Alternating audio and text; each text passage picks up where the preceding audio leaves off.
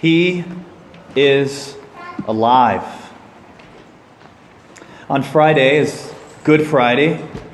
As we were preparing for the Triduum, myself and about 100 students, we did the Stations of the Cross, kind of in a meaningful way. I mean, you could do the Stations of the Cross in a chapel, but for me, there's more of an experience to walk. And so we were kind of walking through campus, and the music group was singing songs. And like kind of right in the middle, you're kind of like in the zone, and like somebody, I just hear this voice that says, Jesus is not alive. And I was like, like, what? That's not from our group, and I look over and there was, just a student who was kind of like, I don't know if he was jogging or kind of like bounding, and he had like this curly long hair. It was like going, and I was like, yeah, I assume he's talking to us, and it's, whatever he was thinking, but it was like, that's an interesting question. Is Jesus alive, or is he not? Every one of us has to answer that. There are some people who would say, what people mean by a comment like that is that, Jesus actually never even lived. But there's several non-Christian historical sources that talk about this Jesus character that causes trouble, and so the Romans kill him. There's writings almost immediately after him. There's hundreds of people that saw him alive. And so that's not really a reasonable position to take. So, we know Jesus lived. But who was he? A lot of people will say, well, he's, just a wise teacher that said some interesting things. And so, you kind of take what you want, and you can live your life by that or whatever. And I was like, well, that's nice, I'd like some things that Forrest Gump says, but I'm not a Forrestonian or a Gumper or something. I'm not. Even a squirrel fine. Never mind. So you could say some nice things, but that's not. Yes, Jesus did say some things that were like, whoa, turn the other cheek and forgive your enemies. And the parables that caused everyone to just examine their own heart. But he also said things like, I am God. And he forgave sins. And the people at the time, it was like blasphemy. It was like, you see this even today with other religions. If you say certain things, like they feel like their obligation is to come hurt you. And so the Jewish people at the time, they said, you can't say that. And ultimately, that's why Jesus died, was because he made himself God. Never mind the fact that he, walked on water, that he multiplied the loaves and the fishes, that he raised multiple people from the dead, he healed people left and right. He did all sorts of miracles. And then he did the greatest miracle, that he himself rose from the dead. And we Christians have to grapple with that. And people look at that and say, how do we know it really happened? How do we know someone didn't just steal his body? It's like, well, that's a fair question. Mary Magdalene runs and tells the disciples, and they're like, we love you, Mary, but we have to go see for ourselves.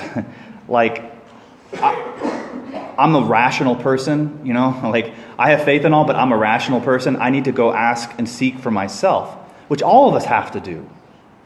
Every single one of us has to examine the questions before us, no matter what our parents believe or our family believes.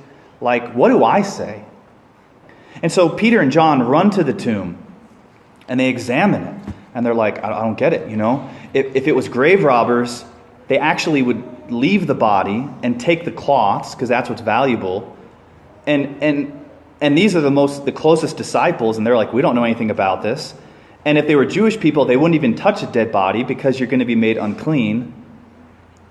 But even still, what if there was some other conspiracy? Well, what happens next? What happens next, as Peter kind of tells us in the first reading, is that many witnesses saw Jesus alive. And these same witnesses who had been scared and hiding that what had happened to Jesus would happen to them, that suddenly everything changed.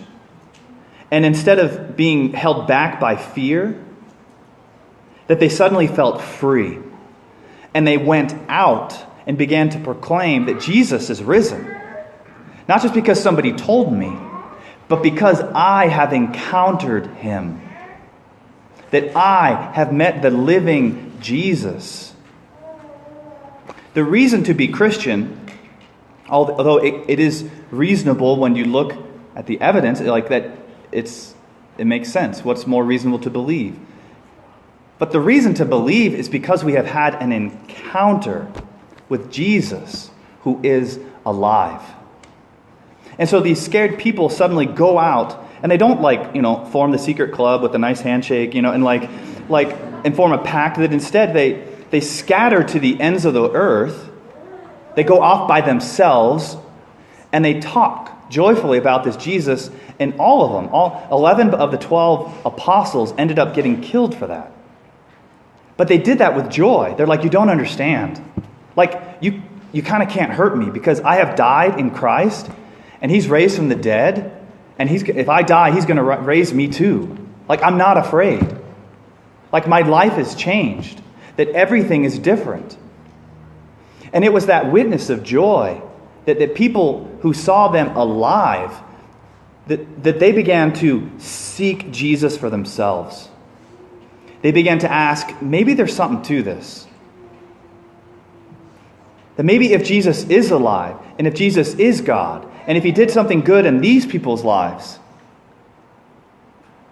maybe he can do something in my life. About 4 years ago, there was a student here, and she was a sophomore, involved in her sorority and stuff, and one day one of her sorority sisters said, do you want to go to church? And she's like, okay. We're so afraid to ask, right? And she's like, sure. So she comes and she's like, wow, can I come back again? And so she came back again.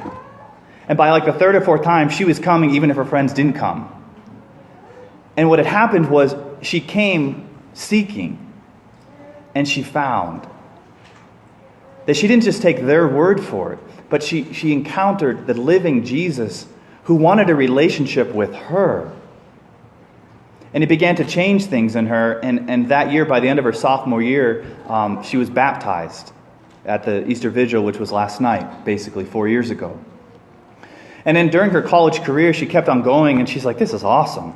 Like my life has changed. That I have all these other things that are important to me, but now this is the most important. And she began leading a Bible study for her sorority sisters. And when she graduated and she examined, what am I going to do with my life? She's like, I have my degree, and that's good. But I have something even more valuable to me than that.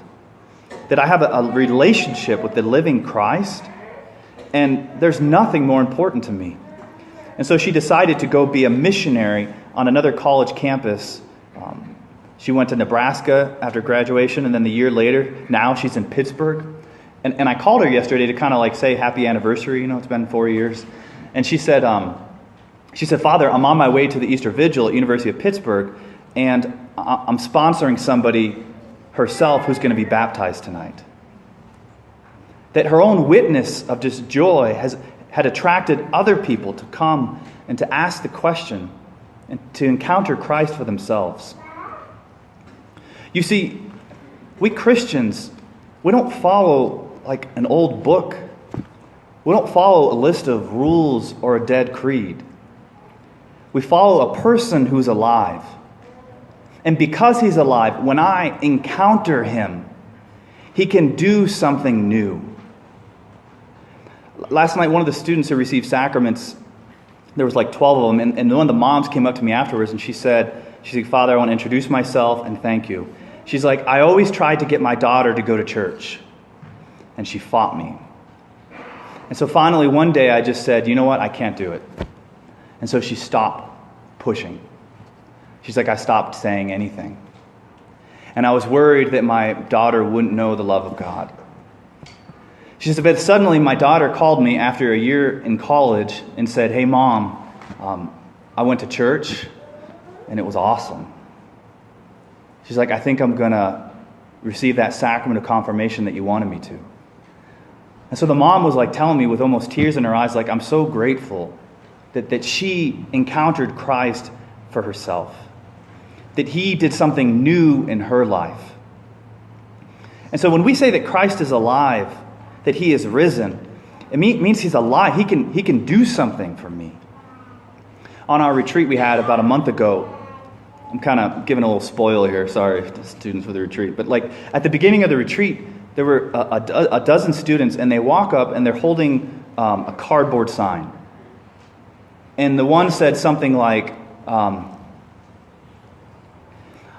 would starve myself because I hated how I looked. And then she flipped the sign around and said, but then I encountered Christ's love, and he loves me and finds me beautiful just as I am. And then the next one came up and said, I was very depressed, and I tried to hurt myself. But then I encountered Christ, and he healed me.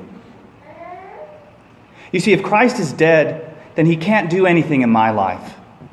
But if he is alive, and if he is God, and if he's good as he proclaims to be, then he is the one who can bring new life where I need it. That the places where I feel in darkness and in the tomb, that he's the one that can break me free. That I don't have to be bound by that anymore. That he wants me to share in his freedom and his joy and his peace and his new life.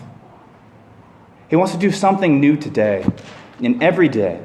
That as I walk with him on a new path that is scary, but an adventure that takes me higher than I could ever go by myself, that I could ever envision for myself. That as I walk with he who is alive and his blood runs through my veins, that I too am filled with life, and I finally experience also what it means to be alive.